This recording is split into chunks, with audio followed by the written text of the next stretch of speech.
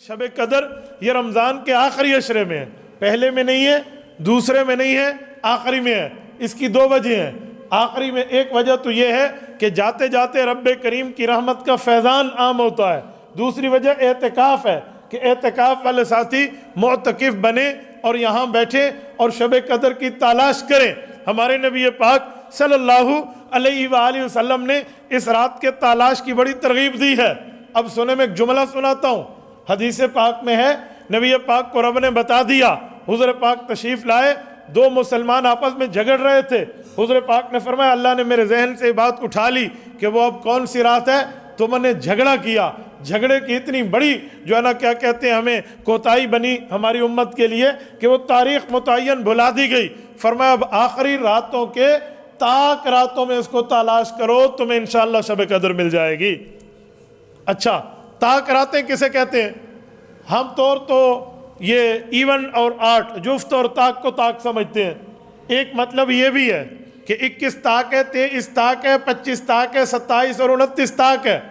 لیکن حضرت شیخ الحدیث مولانا محمد زکریا رحمۃ اللہ علیہ نے فضائل اعمال میں ایک پیاری تحقیق لکھی ہے۔ وہ فرماتے ہیں، ہمارے بعض بزرگ فرماتے تھے یہ تاک کی ترتیب تب ہے جب مہینہ 30 روزوں کا ہو، تو تاک کی ترتیب یہ ہے۔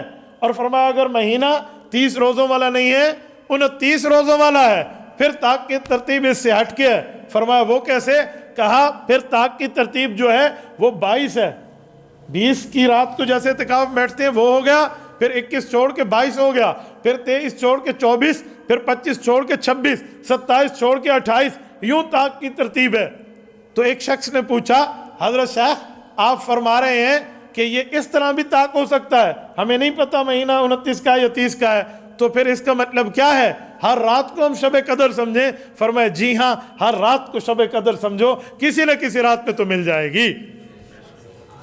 امام کعبہ رحمۃ اللہ علیہ کی ایک بات عبداللہ سبیل رحمہ اللہ کی بات سنانے لگا ہوں۔ وہ بڑی پیاری جملہ فرماتے تھے، فرمایا کرتے تھے لوگوں ہمیں نہیں پتا شب قدر کس رات میں ہے، لیکن آپ یوں تو کر لو نا کہ ان 10 راتوں میں کسی رات کے اندر تو ہے۔ جی ہاں اتنا تو پتہ ہے، تو کہا ہر رات میں اتنی بڑی بڑی نیکیاں کر لو تاکہ وہ نیکیاں اگر شب قدر میں آئیں تو وہ نیکیاں 84 سال کے حساب سے بن جائیں۔ فرماتے کیا؟ کہا میں ہر رات میں ایک قرآن پڑھ لیتا ہوں۔ کہا ہم تو نہیں پڑھ سکتے، تو کہا 3 مرتبہ قل ہو اللہ پڑھنا بھی تو ایک قرآن ہے نا، 3 مرتبہ سورۃ اخلاص پڑھنا بھی تو ایک قرآن ہے۔ آپ نے روزہ افطار کر لیا، آخری عشرے کی ہر رات میں کم از کم 3 دفعہ بندہ قل ہو اللہ پڑھ لے، کوئی رات شب قدر کی ہو گئی تو 84 سال تک پڑھنے کا ثواب مل جائے گا۔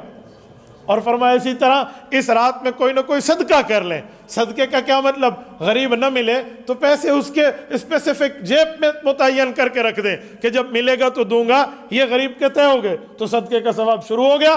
فرمایا اس رات میں آپ ایک ایک صدقہ اس طرح اکٹھے کر لیں، اگر کوئی رات شب قدر کی ہو گئی تو اللہ جل شانہ 84 سال کے صدقوں کا ثواب عطا فرما دیں گے۔ اور میرے ساتھیو اسی طرح اس ہر رات میں 2 رکعت نماز نفل پڑھیں۔ وہ تو فرماتے تھے نفل نہیں، صلاۃ التسبیح پڑھیں، ہر رات میں پڑھ لیں، کوئی پرابلم نہیں ہے۔ صلاۃ التسبیح بہت بڑی عبادت کا ثواب ہے۔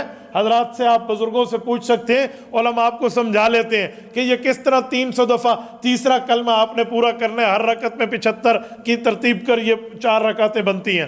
تو فرمایا ہر رات میں صلاۃ التسبیح پڑھو۔ اگر صلاۃ التسبیح نہیں پڑھ سکتے تو کم از کم 2 4 نفل پڑھ لو، اس نیت سے کہ شب قدر ہے، جو رات شب قدر کی ہوگی تو 84 سال کے پیکج بن جائیں گے۔ تو ہر رات میں بندہ کر لے۔